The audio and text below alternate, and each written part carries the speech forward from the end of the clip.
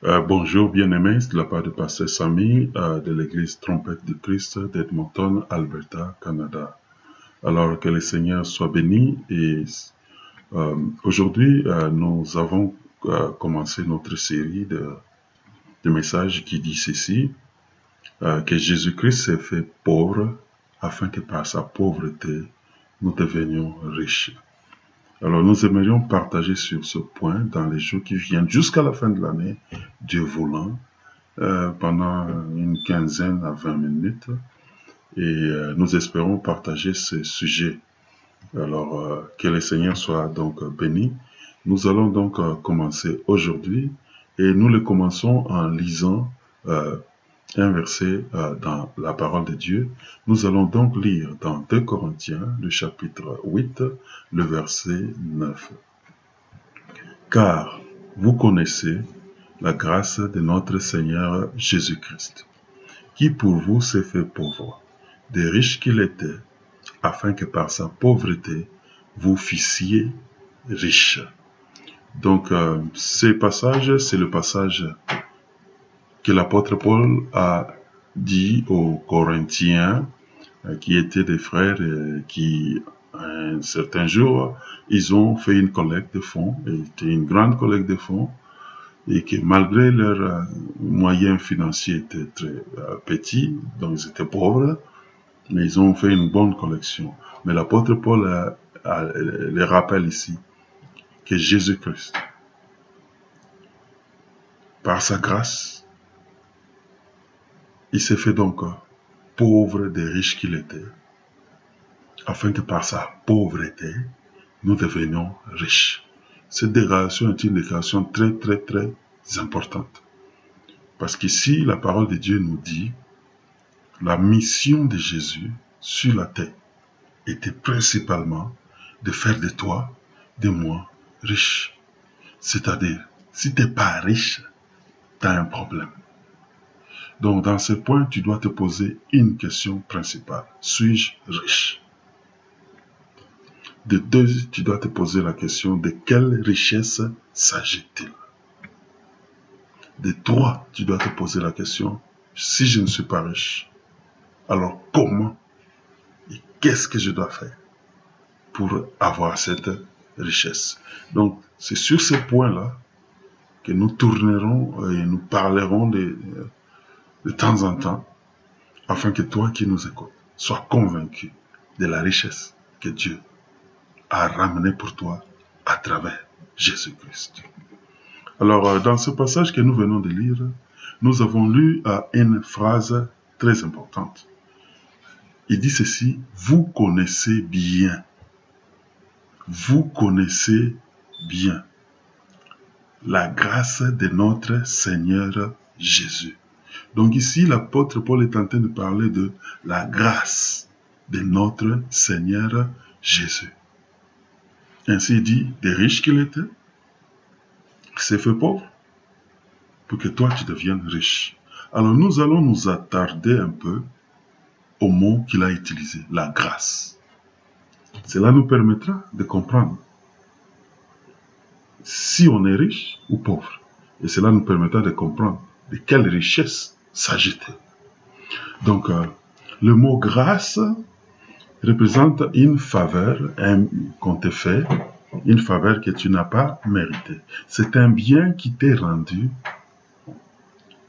un bien que tu ne méritais pas. C'est une bonté qui t'est manifestée, alors que cette bonté, tu ne la méritais pas. Ça peut aussi s'expliquer comme étant un bien que tu reçois, mais un bien qui n'existe pas dans ton environnement. Ça représente aussi quelque chose de très bon qu'on te donne, alors que dans ton environnement, il est impossible de le recevoir. C'est quelque chose que tu ne mérites pas. Tu n'as même pas, tu n'as même pas la possibilité de le recevoir parce que ça n'existe même pas dans ton environnement. C'est un peu ça l'idée qui est derrière le mot grâce. Maintenant, quand nous parlons de la grâce de notre Seigneur Jésus, Jésus, c'est un être qui est venu du ciel sur la terre. Donc, il vient du ciel sur la terre. En venant du ciel, il n'amène que ce qui est du ciel. Il n'amène pas ce qui est de la terre parce qu'il est du ciel. Mais il t'amène quelque chose que tu ne mérites pas en venant du ciel. C'est ça que ça dit. Donc, la grâce de notre Seigneur Jésus, l'homme venant du ciel, s'est fait pauvre pour te donner une richesse qui vient du ciel, une richesse qui n'existe pas sur la terre. C'est de cela qu'il veut dire. Donc c'est pour dire que la richesse dont on parle ici, ce n'est pas la richesse qui existait sur la terre. Ce n'est pas la richesse qui se trouve sur la terre. Elle est nulle part. Il est impossible que tu puisses avoir cette richesse. Donc pour l'avoir, il faut qu'il y ait une grâce. Mais une grâce qui vient d'un endroit qui n'existe même pas sur la terre. Une grâce qui vient du ciel. Donc c'est ça que dit la grâce de notre Seigneur Jésus. Donc cela nous permet pour comprendre de quelle richesse s'agit-il. De quelle pauvreté s'agit-il. Donc Jésus vient du ciel et il amène une richesse. Là maintenant je dis, êtes-vous riche? Parce que si vous n'avez pas la richesse que Jésus est venu donner en venant du ciel, vous êtes malheureux. Donc je le dis parce que le mot richesse, c'est un mot que beaucoup d'entre nous aimons entendre. Ça fait du bien à l'oreille. Ça flatte bien. En réalité, tout le monde veut être riche. Mais il y a une richesse qu'on est en train de louper. C'est la richesse qui vient du ciel. Donc cette richesse-là, elle est spécifique. C'est la seule raison d'être de Jésus. C'est la raison principale pour laquelle il quitte le ciel et il vient. Donc il va falloir que toi et moi, nous puissions nous demander, est-ce que j'ai vraiment cette grâce? Est-ce que j'ai cette grâce? Est-ce que j'ai reçu cette richesse? Est-ce que c'est l'or et l'argent tel qu'on les trouve? La Bible dit la grâce, elle vient donner ce qui n'existe pas. C'est clair que cela ne parle pas de la richesse terrestre. Ça ne parle pas de la richesse qu'on peut trouver dans le sous-sol, sous la terre. Ça parle d'une autre forme de richesse, une richesse qu'il faut avoir. Alors, dans ce cas-là, je vais un peu donner un peu un autre exemple pour que l'on puisse comprendre, parce que Jésus a voulu démontrer aux hommes qu'il est venu donner une richesse. Et de temps en temps, il voulait se démarquer lui-même de la richesse terrestre. Il voulait démontrer que lui, il est différent. Il amène une autre bénédiction. Dans Matthieu chapitre 19, le verset 16 jusqu'à 27, Jésus va rencontrer un jeune homme riche. Tu peux lire cette histoire. Le jeune homme riche vient chez lui. Et il lui pose la question, Maître, qu'est-ce que je dois faire pour hériter de la vie éternelle? Alors Jésus lui dit, obéis les commandements. Et quand il commence à citer les commandements, le jeune homme lui dit, j'ai déjà tout obéi, je l'ai fait correctement. Alors Jésus dit, il te manque quelque chose. Prends tout ton bien, toute ta richesse que tu as, donne-le aux pauvres. Pratiquement, débarrasse-toi de ta richesse. Donne-le aux pauvres. Maintenant, viens, suis-moi. Viens, suis-moi. Le jeune homme riche regarde à Jésus. Il était triste. Il n'a pas obéi ce que Jésus lui a dit et il est parti. Alors, la Bible dit ceci. Jésus continue et dit qu'il est difficile à un riche d'entrer dans le royaume de Dieu qu'à un chameau de passer par les trous d'une aiguille. Alors si toi tu comprends, tu penses que Jésus est venu sur la terre pour remplir nos poches de dollars américains ou pour gonfler nos comptes en banque, si c'est ça la raison, donc tu comprends mal. Je vais aussi dire, il n'est pas venu pour vider nos poches non plus, parce qu'il n'a pas volé l'argent du jeune homme riche. Il lui a simplement dit de donner aux pauvres. S'il était venu pour nous dérober, il aurait fait disparaître cela. Donc ici, il est en train de vouloir attirer l'attention de l'homme pour qu'il fasse la différence entre la richesse de la terre et lui. Parce qu'il dit au jeune homme, il dit, débarrasse-toi, viens sur moi. C'est-à-dire que débarrasse-toi de cette richesse. Viens sur moi. S'il était venu pour la richesse de la terre, il aurait dit, oh voilà, c'est le chrétien, les gens des chrétiens modernes, les gens des croyants modernes, modèles, les voilà, les riches. C'est comme ça que je veux que vous soyez. Il aurait dit, voilà, il faut être comme ça, comme ce jeune homme. Il a réussi, lui. Il en a beaucoup. Mais il ne l'a pas utilisé comme un modèle. Mais au contraire, il a voulu lui montrer qu'il y a une autre forme de richesse qui est plus spéciale, plus grande que ce qu'il a. Jésus a voulu lui dire, mais suivre-moi, c'est la richesse. Il a voulu lui dire, être à côté de lui, c'est ça une richesse. Être son disciple, c'est ça la richesse. Sa présence dans ta vie, c'est ça la richesse qu'il a amenée. La Bible l'appelle Emmanuel. Dieu avec nous. Donc ici, en parlant avec ce jeune homme, Jésus a voulu faire un contraste pour démontrer à ce jeune homme que voilà, moi là, je suis une richesse spéciale. Que je suis une richesse particulière. Que je suis incomparable à ce que tu as. Mais suivre moi, c'est encore une richesse plus grande que ce que tu as. Au fait, Jésus était en train de révéler qu'il est venu donner à l'homme une richesse du ciel. Mais cette richesse du ciel, c'était lui-même. Donc il voulait dire, viens et suis-moi. Il dit, s'il te plaît, débarrasse-toi de ce que tu as. Débarrasse-toi de ce que tu as, donne-le aux pauvres. Donc ici, nous voyons Jésus dans cette parabole qui dit à ce jeune homme, donne-le aux pauvres, viens sur moi. Alors si, et puis quand le jeune homme désiste, quand il s'en va triste, Jésus dit, oh non, il est difficile pour les riches d'entrer.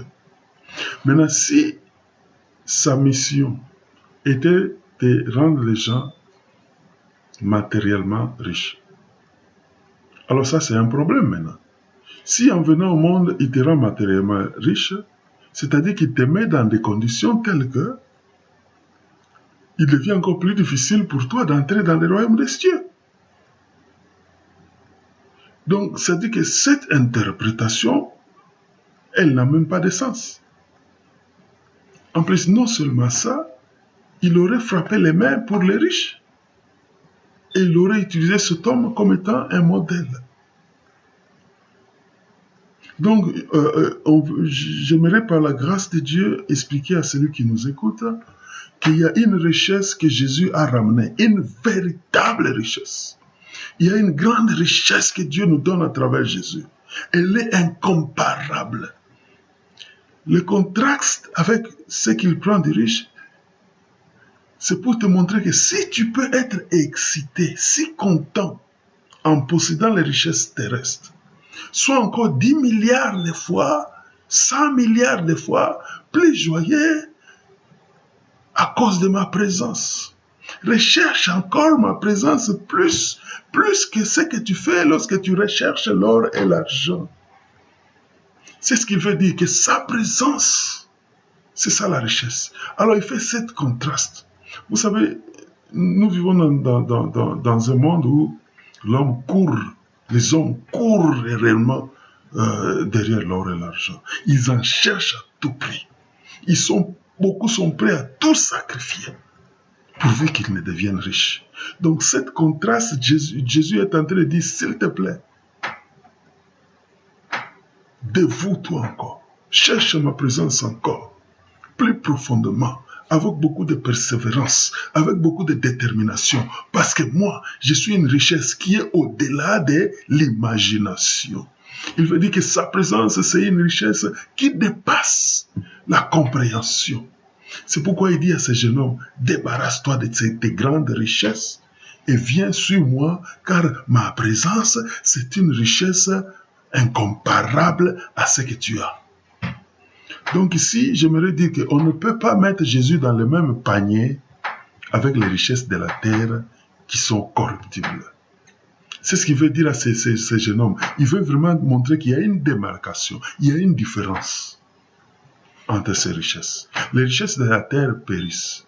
Les richesses de la terre peuvent entrer dans les mains des voleurs, des brigands, des sorciers, de toutes sortes de personnes. Et elles sont disponibles à tous. Mais la richesse qu'il a amenée du ciel, elle est unique. Elle est unique. Il faut que tu la possèdes. Dieu veut que tu sois riche. Dieu veut que tu possèdes cette richesse. S'il te plaît, deviens riche. Parce que Dieu le veut. Mais la richesse en question, c'est la présence de Jésus. Deviens riche de cette richesse. C'est la richesse que Dieu vient donner. C'est pour cela que Jésus s'est fait pauvre. Ne manque pas. Ne manque pas cette richesse. Ne rate pas cette richesse. La Bible dit du riche qu'il était. C'est-à-dire du riche qu'il était veut dire ceci. Il a quitté le ciel. Un endroit parfait où il n'y avait pas de corruption. Il a accepté d'habiter dans un endroit corrompu. Corrompu jusqu'à de la tête, du pied jusqu'à la tête. Corrompu comme tu ne le sais. Mais il a accepté d'habiter là pour la simple raison d'amener sa présence plus près de toi. Pour que toi, tu puisses avoir accès à lui. Pour que toi et moi, nous puissions avoir accès à sa présence. C'est sa présence en nous qui est la richesse. Reçois cette présence, que Jésus devienne présent dans ta vie. Vous savez, le message de la Bible, sa mission, n'est pas de faire une religion.